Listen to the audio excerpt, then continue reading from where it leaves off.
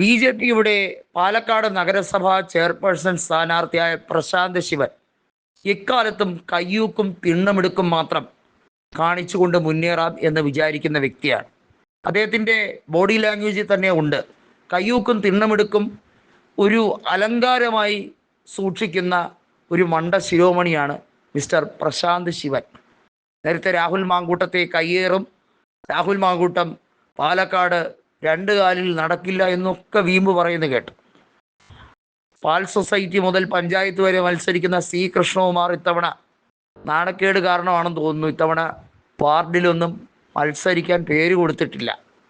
അത് സന്ദീപ് വാര്യരുടെ ഇഫക്റ്റ് കൊണ്ട് ആകെ നാണം കെട്ട് മത്സരിക്കാത്തതാണോ എന്നറിയില്ല. അങ്ങനെയാണെങ്കിൽ അടുത്ത അസംബ്ലി തെരഞ്ഞെടുപ്പിൽ മലമ്പുഴയിൽ വീണ്ടും എട്ടുതല പൊട്ടാൻ വേണ്ടി അങ്ങോട്ടേക്ക് പോകാനാണ് സാധ്യത കൂടുതൽ.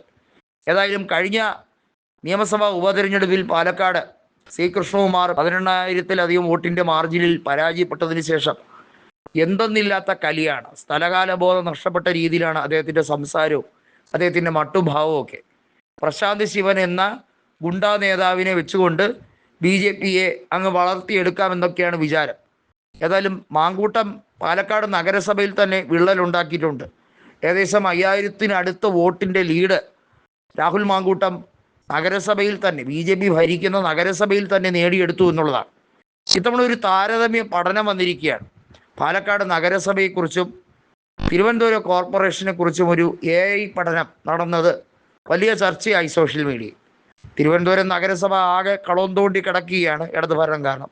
എന്നാൽ അതിനേക്കാൾ നാശോന്മുഖമായി കിടക്കുന്ന ഒരു സ്ഥലമാണ് പാലക്കാട് നഗരസഭ. അത്രമേൽ മോശം അവസ്ഥ.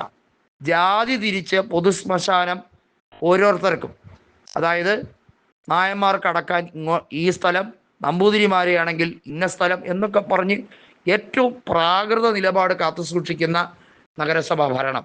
ഒന്ന് ആലോചിക്കണം, ബി.ജെ.പിയുടെ ചിന്തകൾ എന്താണ്? പഴയ മനുസ്മൃതിയിൽ നിന്നൊന്നും തെല്ലിട മാറിയിട്ടില്ല അവരുടെ ചിന്തകൾ. ഇപ്പോഴും ജാതിഭ്രഷ്ടമായി പഴയ ചാതുർവർണ്ണീയ നിലപാടുകൾ ഒന്നുകൂടെ ഊട്ടി ഉറപ്പിക്കാൻ വേണ്ടിയുള്ള ശ്രമമാണ്. കഴിഞ്ഞ തദ്ദേശ സ്വയംഭരണ തെരഞ്ഞെടുപ്പിൽ ബി.ജെ.പിക്ക് ആകെ കിട്ടിയ 2 നഗരസഭ, ഒന്ന് പാലക്കാടും മറ്റൊന്ന് പന്തളവുമായിരുന്നു. ഇക്കുറി രണ്ടും പോയി കിട്ടുമെന്ന് ഏറെക്കുറെ ഉറപ്പായി കഴിഞ്ഞു. പ്രശാന്ത് ശിവന് നല്ല രീതിയിൽ ബേജാറായിട്ടിരിക്കുകയാണ്. കാരണം കയ്യിൽ നിന്ന് പോകാൻ സാധ്യതയുണ്ട്. സ്വന്തം മത്സരിക്കുന്ന വാർഡിൽ പോലും പൊട്ടാനുള്ള സാധ്യത ഉണ്ട് എന്ന് മനസ്സിലാക്കിയാണ് ഇപ്പോൾ മറ്റുള്ളവരെ കയ്യേറാം എന്നുള്ള വിചാരം. ആർഷോ അത്ര നല്ലവനായതുകൊണ്ടൊന്നുമല്ല.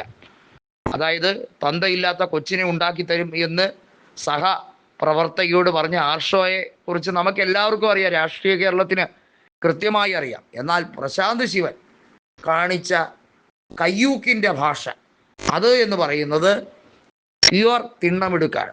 ആ തിണ്ണമെടുക്കുമായി ജനങ്ങളുടെ ഇടയിലേക്ക്, ജനഹൃദയങ്ങളിലേക്ക് കയറാം എന്ന് വിചാരമുണ്ടെങ്കിൽ അത് തെറ്റാണെന്നും സ്വവർഗരതിക്കാരനാണ് എന്ന സന്ദീപ് വാര്യരുടെ ആരോപണം വലിയ തോതിൽ പ്രശാന്ത് ശിവനെതിരെ ഒരു ബോംബായി തന്നെ ഇരിക്കുകയാണ്.